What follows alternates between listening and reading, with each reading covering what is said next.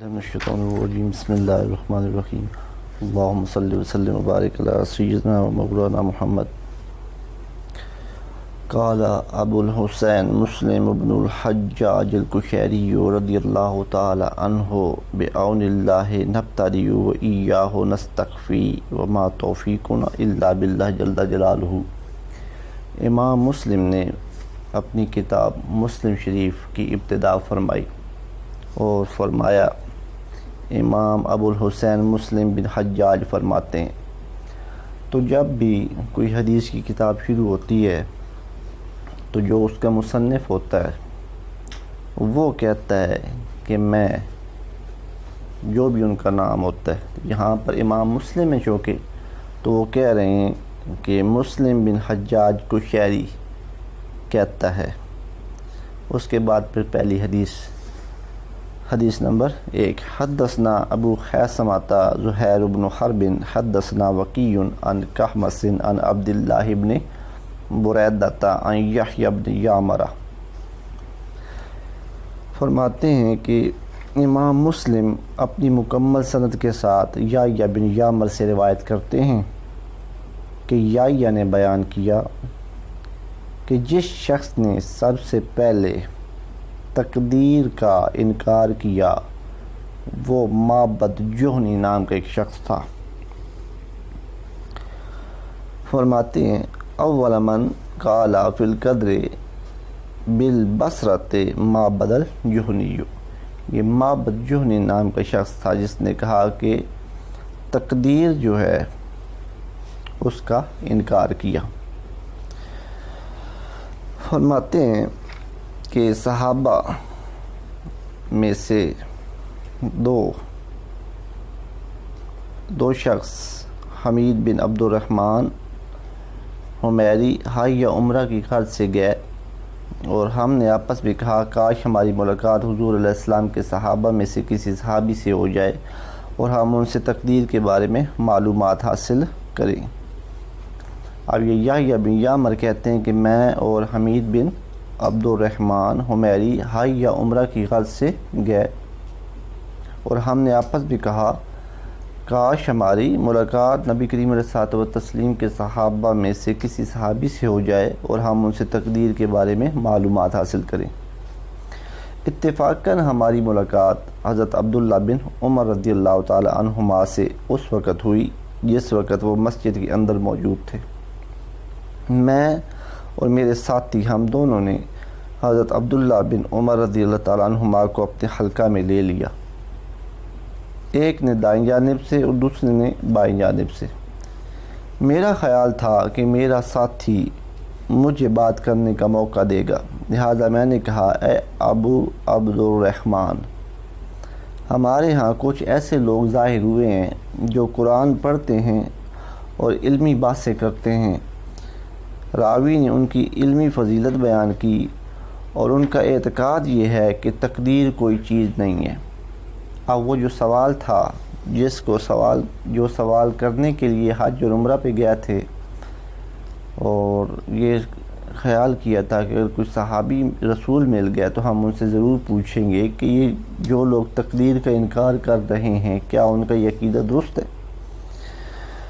تو فرماتے ہیں کہ میں نے سوال کیا کہ تقدیر کوئی چیز نہیں ہے، ان لوگوں کا یہ اعتقاد ہے، اور جو کچھ بھی دنیا میں وقوع پذیر ہوتا ہے وہ اللہ تعالیٰ کے علم سابق کے بغیر ابتداءً ظہور میں آتا ہے، یہ ان کا عقیدہ ہے۔ تو حضرت عبداللہ بن عمر نے فرمایا، جب تم ان لوگوں سے ملو تو ان سے کہنا کہ میں ان سے لا تعلق ہوں، انہم براء منی۔ فرماتے ہیں کہ ان سے جب ملو تو ان سے کہنا کہ میں عبداللہ بن عمر ان سے لا تعلق ہوں، یعنی ہمارا ان سے کوئی تعلق نہیں ہے۔ جو بندہ تقدیر کا انکار کرتا ہے ہمارا ان سے کوئی تعلق نہیں ہے۔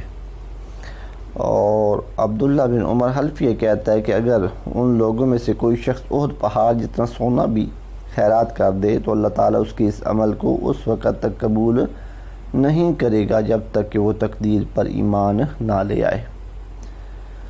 یعنی تقدیر پر ایمان اس قدر ضروری ہے کہ اس کے بغیر انسان کے اتنے صدقات بھی قابل قبول نہیں ہیں۔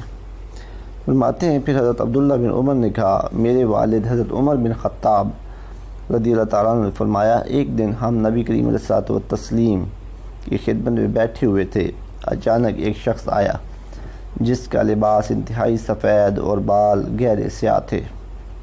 اس شخص کی حالت سے آثار سفر ظاہر نہیں ہوتے تھے اور ہم میں سے ہر شخص کے لیے وہ اجنبی تھا۔ وہ آ کر نبی کریم علیہ الصلوۃ والتسلیم کے سامنے دو زانوں بیٹھ گیا۔ اس نے اپنے گھٹنوں حضور علیہ الصلوۃ والتسلیم کے گھٹنوں کے ساتھ ملا دیے اور اپنی ہتھیلیاں اپنی رانوں پر رکھ لیں، یعنی حضور کے سامنے اس طرح بیٹھا جیسے شاگرد اپنے استاد کے سامنے باادب بیٹھتا ہے، اور کہنے لگا یا محمد صلی اللہ علیہ وآلہ وسلم مجھ کو اسلام کے بارے میں بتلائیے۔ تو نبی کریم علیہ السلام نے فرمایا اسلام یہ ہے کہ تم اللہ کی توحید اور محمد صلی اللہ علیہ وآلہ وسلم کے رسول ہونے کی گواہی دو، نماز پڑھو، زکوٰۃ ادا کرو، رمضان شریف کے روزے رکھو، اور اگر توفیق ہو تو حج کرو۔ اس اجنبی نے کہا آپ نے سچ فرمایا۔ حضرت عمر بن خطاب رضی اللہ عنہ نے کہا ہمیں تعجب ہوا کہ یہ شخص پوچھتا بھی ہے اور بعد میں اس کی تصدیق بھی کرتا ہے، کیونکہ پوچھنے کا مطلب ہے وہ لا علم اس چیز سے، اور تصدیق کرنے کا مطلب ہے کہ وہ پہلے سے جانتا ہے۔ اس شخص نے حضور سے کہا اسلام کے بعد مجھے ایمان کے بارے میں بتلائیے۔ تو نبی کریم علیہ السلام نے فرمایا تم اللہ تعالیٰ، اس کے فرشتوں، اس کے صحیفوں، اس کے رسولوں، قیامت اور ہر خیر و شر کو اللہ کی تقدیر سے وابستہ مانو۔ اس شخص نے کہا آپ نے سچ فرمایا۔ اب مجھے اس کے بعد انہوں نے تیسرا سوال کیا کہ مجھے اب احسان کے بارے میں بتلائیے۔ حضور علیہ الصلوۃ والتسلیم نے فرمایا تم اللہ تعالیٰ کی عبادت اس حال میں کرو گویا کہ تم اللہ تعالیٰ کو دیکھ رہے ہو، اور اگر تم اس حال کو نہ پا سکو تو اللہ تعالیٰ تو تم کو یقیناً دیکھ رہا ہے۔ اس نے کہا مجھے قیامت کے بارے میں بتلائیے، تو آپ نے فرمایا اس کے بارے میں جواب دینے والا سوال کرنے والے سے زیادہ جاننے والا نہیں ہے۔ اس شخص نے کہا پھر مجھے قیامت کی علامتیں بتا دیجیے۔ تو نبی کریم علیہ السلام نے فرمایا جب باندیوں سے ان کے آقا پیدا ہوں، اور جب تم دیکھو کہ برہنہ تن برہنہ پا تنگ دست چرواہے بڑی بڑی عمارتیں بنانے لگیں۔ تو حضرت عمر نے کہا پھر وہ شخص چلا گیا۔ حضرت عمر کہتے ہیں میں تھوڑی دیر تک بیٹھا رہا، پھر نبی کریم علیہ الصلوۃ والتسلیم فرمایا اے عمر کیا تم جانتے ہو یہ شخص کون تھا؟ تو میں نے عرض کیا اللہ اور اس کا رسول ہی بہتر جانتا ہے۔ تو نبی کریم علیہ السلام نے فرمایا یہ جبرائیل علیہ السلام تھے جو تمہیں تمہارا دین سکھانے کے لیے تمہارے پاس آئے تھے۔ تو اس حدیث کو یہاں بیان کرنے کا مطلب کیا تھا؟ کیونکہ تقدیر کا انکار شروع میں ہوا، سوال کیا گیا کہ کچھ لوگ ہیں جو تقدیر کا انکار کر رہے ہیں، تو جو کہ اس حدیث کے اندر تقدیر کی بات آئی، ایمان کے اندر جب حضرت جبریل نے پوچھا کہ ایمان کیا ہے، تو نبی کریم علیہ الصلوۃ والتسلیم نے فرمایا کہ ہر خیر و شر کو اللہ کی تقدیر سے وابستہ مانو۔ ہر خیر، ہر اچھے اور برے کام یہ اللہ کی تقدیر سے وابستہ ہے، اس پر ایمان رکھنا ضروری ہے۔ اس لیے حضرت عبداللہ بن عمر نے فرمایا کہ میں ان سے لا تعلق ہوں، میرا ان سے کوئی تعلق نہیں اس عقیدے والے لوگوں سے، لہذا عقائد کے اندر یہ جو تقدیر ہے اس پر ایمان رکھنا ضروری ہے۔ اللہ تعالیٰ سے دعا ہے کہ اللہ تعالیٰ ہمیں تقدیر پر ایمان رکھنے کی توفیق عطا فرمائے۔ وما علینا الا البلاغ المبین۔